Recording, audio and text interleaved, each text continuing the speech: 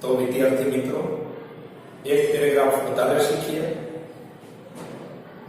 Which fruit do you like the most? તને સૌથી વધારે કયું ફળ ભાવે છે વિનય? said વિકાસ.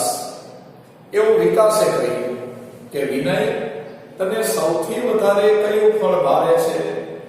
એટલે વિકાસ કહે છે એપલ, સફરજન ભાવે છે.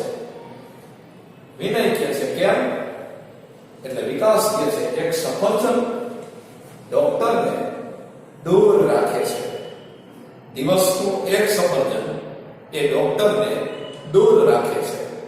હવે પેરેગ્રાફ શરૂ કરીએ. પહેલું વાક્ય કોણ બોલે છે?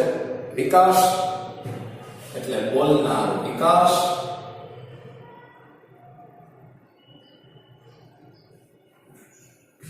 પ્રશ્નાર્થ વાક્ય છે એટલે આરવી તરીકે આસ્ક્ડ.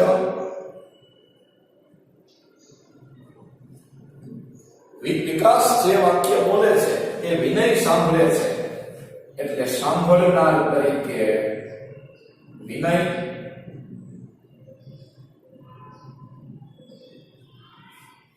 પ્રશ્નાર્થ વાક્યનું સંયોજક WH શબ્દ પોતે એટલે સંયોજક તરીકે લખશું which fruit.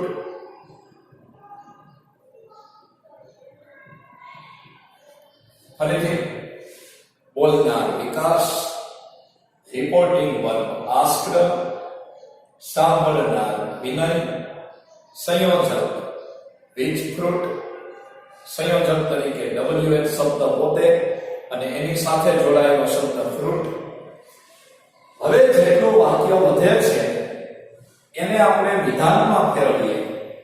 વિધાનમાં ફેરવવું હોય તો શરૂઆત કર્તાથી કરાય. કર્તા કોણ છે?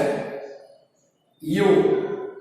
યુ એટલે બીજા પુરુષનું સર્વનામ જેનો ફેરફાર સાંભળનાર પ્રમાણે થાય. સાંભળનાર વિનય એ ત્રીજો પુરુષ છે. જો વિનય ત્રીજો પુરુષ હોય તો યુને પણ ત્રીજા પુરુષમાં ફેરવીએ એટલે હી આવશે. કર્તા આવી ગયો. હવે ક્રિયાપદ લખીએ. ડુ લાઈક એટલે કાળ કયો થશે?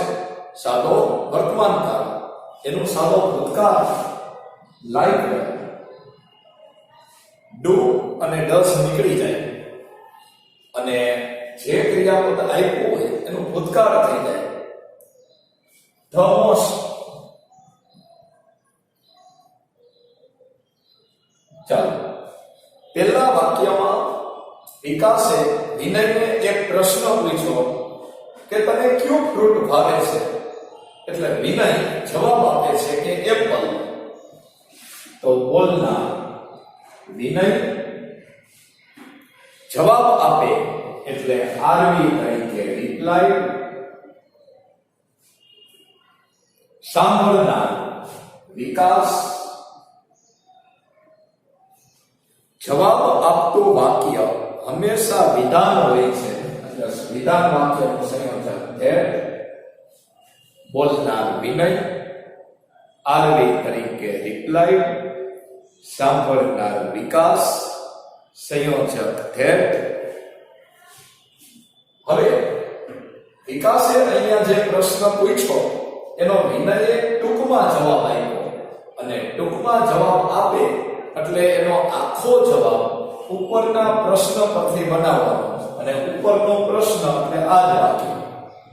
તો ચાલો કર્તાથી શરૂ કરીએ. હી. આનો આખો જવાબ બનાવવા માટે કર્તાથી શરૂ કરીએ. હી.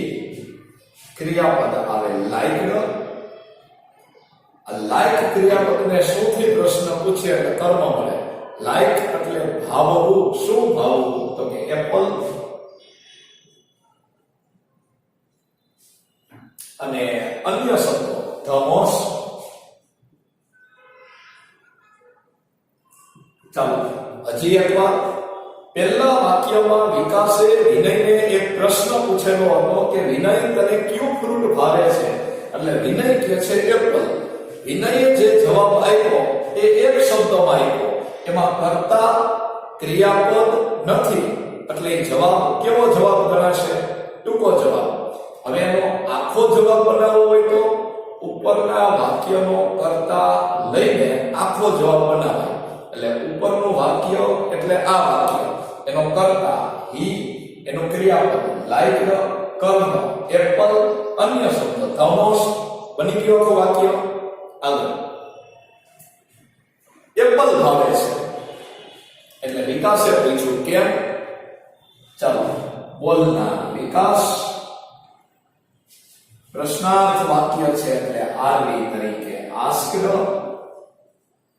સાંભળનાર વિનય, પણ ત્રીજી લીટી હોય તો સાંભળનારના નામ નહીં લખાય, સર્વનામ હિમ. આ વાય નીકળી જશે અને એની જગ્યાએ લખાશે ધ રીઝન.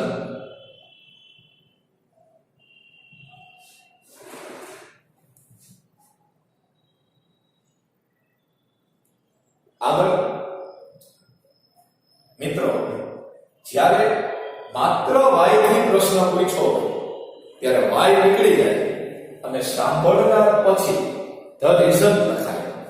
એટલે વાક્ય આવું ગયું કે વિકાસે વિનયને એ માટેનું કારણ પૂછ્યું.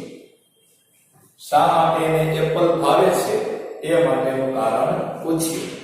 જો આ ત્રીજું વાક્ય આ રીતે ન કરવું હોય તો બીજી રીતે આપો. બીજી રીતે બોલનાર વિકાસ,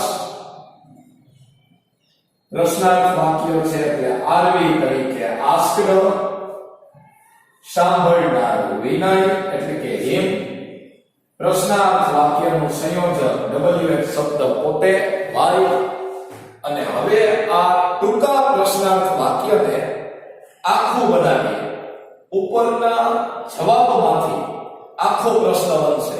અને ઉપરનો જવાબ એટલે આ વાક્ય થયું ને, ચાલો એમાંથી આખો પ્રશ્ન બનાવીએ. શરૂઆત કરતાથી કરીએ.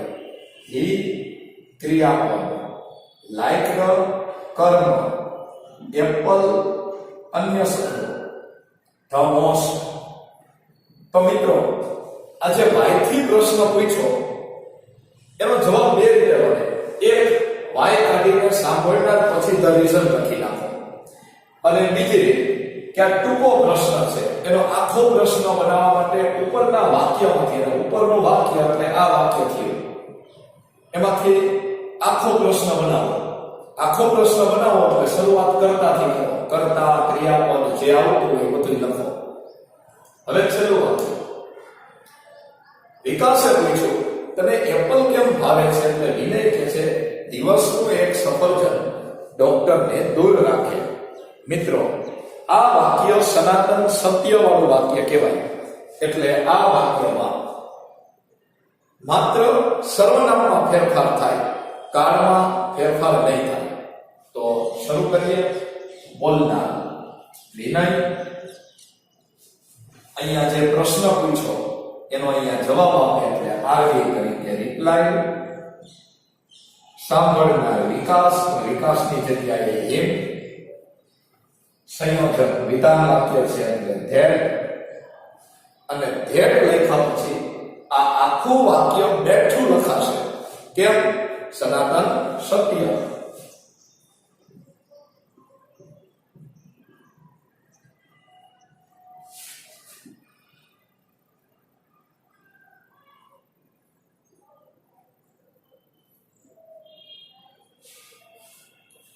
ચાલો પેરેગ્રાફ થઈ ગયો. મિત્રો આજે આપણે એક નવો નિયમ શીખ્યા કે ખાલી વાયથી પ્રશ્ન પૂછે ત્યારે વાય નીકળી જાય અને સાંભળનાર પછી ધ રીઝન મુકાય. અથવા આ જે ટૂંકો પ્રશ્ન છે એનો આખો પ્રશ્ન બનાવવાનો. અત્યાર સુધીમાં આપણે ઘણા પેરેગ્રાફ જોઈ ગયા. હજી એક બે પેરેગ્રાફ શીખીશું, પછી આપણે ગ્રામરનો ટોપિક બદલાવી નાખશું. તો અહીંયા આજનો લેક્ચર પૂર્ણ કરીએ.